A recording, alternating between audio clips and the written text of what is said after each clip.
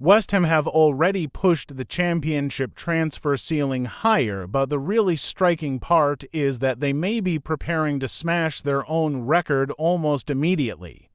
One major deal is moving forward, and another could take the spending to an even more remarkable level. Away from transfers, another issue reaches far beyond one season or one promotion campaign. Amanda Staveley could be linked with a decision that would change West Ham's home, ownership structure, and long-term direction on a completely different scale. So there are the huge questions around West Ham, one involving the squad and another involving the future of the club itself. And if you enjoy Serious Hammers discussion, make sure you stay with us. West Ham have agreed an initial £22 million deal with Celtic for Arne Engels, with the Belgian midfielder in London for his medical after already agreeing personal terms. That fee represents a new championship transfer record. Engels is 22 years old and was identified by West Ham director of recruitment Nils Koppen as the leading target to replace Matheus Fernandes. After a slow start to the summer window, that is a significant piece of business before the championship campaign begins at Burnley. Until this point, Joel Veltman had arrived on a free transfer, while Manor Solomon joined from Spurs for an initial £5 million. Engels changes the scale completely because West Ham are no longer simply adding numbers to the squad, they are committing serious money. That commitment matters because the fundamental objective is promotion back to the Premier League at the first attempt. Nuno Espirito Santo needs a squad capable of handling that pressure, and Engels arrives as part of an attempt to reshape the side rather than simply repair it. But £22 million may not remain the record for long. West Ham are increasingly confident they can go at least £3 to £5 million higher in their attempt to sign AZ Alkmaar striker Troy Parrott. That would put another deal into the £25 to £27 million range. Parrott is 24 and has become the top forward target for Nuno Espirito Santo and Nils Koppen. The striker has already made clear that he wants the move, which gives West Ham something extremely important when significant money and serious competition are involved. The competition is RB Leipzig, a German Champions League club with obvious pulling power. West Ham therefore cannot treat this as a straightforward negotiation with AZ Alkmaar. The player's preference could become one of the strongest cards available to the Hammers. There is also the attraction of a return to London for Parrott, who came through the Spurs academy. He broke the 30-goal barrier last season, and West Ham believe he fits a project designed not only to escape the championship but to build beyond promotion. That wider ambition has also been presented to Manor Solomon. The idea is that West Ham want to push for Europe as soon as they return to the Premier League. That gives Koppen's recruitment work a clear direction, even while the immediate priority remains getting out of the second tier. There is another unresolved piece as well. West Ham are waiting for Axel Disasi after having a £25 million bid accepted by Chelsea earlier in the window. Disasi asked for 2 weeks before deciding, but he has not ruled West Ham out despite relegation. So the picture is becoming much bigger than one expensive signing. Engels is the confirmed benchmark. Parrott could raise it again, and Disasi remains another substantial possibility. The summer may have started quietly, but West Ham are now trying to alter the level of Nuno's squad very quickly.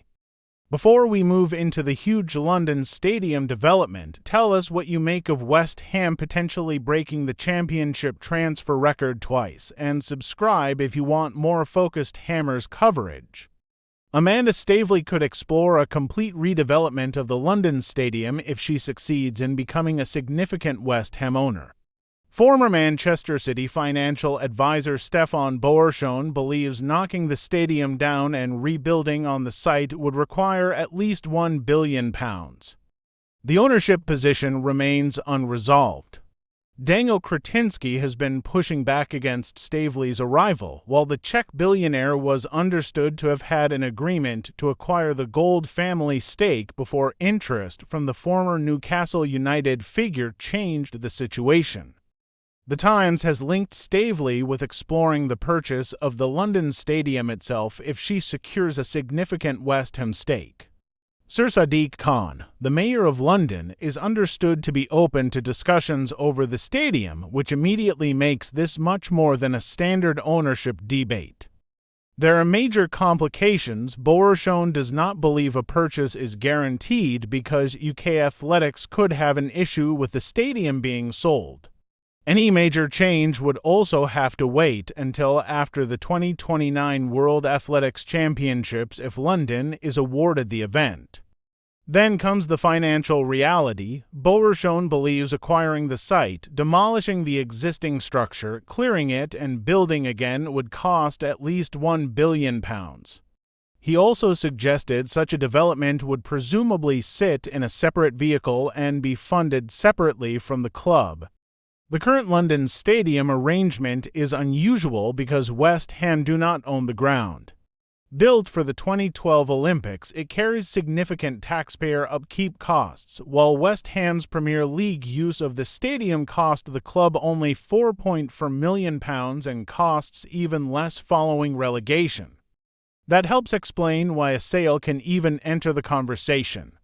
The stadium could potentially be available for around £50 million because of its ongoing cost to taxpayers, while West Ham's relegation leaves London taxpayers carrying an even greater burden under the present arrangement. For West Ham supporters, this is where ownership and infrastructure become inseparable. Staveley would not simply be looking at shares in a football club. The possibility being discussed reaches into control of the stadium site and potentially the complete replacement of the current ground. And that brings us back to what is happening with the squad. West Ham are preparing to spend £22 million on Engels and could go higher for Parrott because the club want an immediate return to the Premier League. At the same time, the ownership discussion carries numbers on an entirely different scale. One side of the club's position is urgent. Nuno Espirito Santo and Nils Koppen need players capable of delivering promotion. That is why Parrott matters so much, why competition from RB Leipzig matters, and why the willingness to pay a new record fee cannot be dismissed as ordinary championship business. The other side is structural. Staveley's possible involvement raises questions about who controls West Ham, whether the London Stadium could be bought, and whether an entirely different football ground could eventually stand on that site. Those are decisions with consequences far beyond one transfer window. There is a connection between the two themes, and it is ambition. The recruitment plan being presented to players is based on promotion, followed by an attempt to compete for Europe, while the stadium discussion involves a possible project costing at least £1 billion. Both ideas demand enormous conviction. But ambition has to be delivered. West Ham can spend record championship fees, yet Engels and any potential arrivals such as Parrott still have to help get the club promoted. Equally, a spectacular stadium concept means very little unless the ownership position, funding, and practical obstacles can actually be resolved. That is why Engels is important beyond the fee itself. West Ham have moved from a window featuring Veltman and Solomon into a £22 million agreement with Celtic. If Parrott follows from AZ Alkmaar for £25 to £27 million, the club will have demonstrated exactly how aggressively it intends to attack promotion. Parrott would also carry a different responsibility.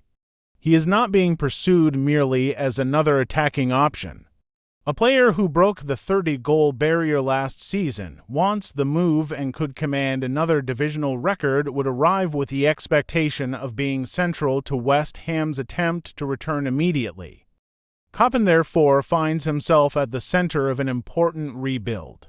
Engels was his preferred replacement for Matías Fernandes. Parrott is his leading forward target with Nuno, and the broader project being sold to players reaches beyond promotion towards competing again in the Premier League and eventually Europe. Staveley's position is even more transformative if it develops. Her possible investment involves tension with Kretinsky, the Gold family stake, discussions surrounding the London Stadium, and the prospect of a redevelopment that Boerschon believes would require a minimum of £1 billion. West Ham are therefore dealing with two different versions of the future. One has to be built on the pitch through players such as Engels and potentially Parrott. The other could reshape where the club plays and who controls that environment. Neither can be judged by ambition alone, because execution will decide everything. The immediate football priority remains clear: West Ham must get back into the Premier League at the first attempt. Record fees only become meaningful if they help Nuno Espírito Santo achieve that objective, and the proposed spending shows the club is prepared to give that challenge serious financial backing. Beyond that, the London Stadium issue could become one of the biggest strategic decisions in West Ham's modern direction. Staveley, Kretinsky, the Gold family, Sir Sadiq Khan, and UK Athletics all sit within a situation containing significant financial and practical hurdles. So supporters are looking at a club attempting to change quickly at several levels. Engels represents immediate investment, Parrott could represent an even bigger statement, and Staveley represents the possibility of transformation far beyond recruitment. The scale is impressive, but West Ham now needs substance behind it. If you want to see where this West Ham story goes next, leave your view in the comments, give the video a like, and subscribe for more Hammers coverage.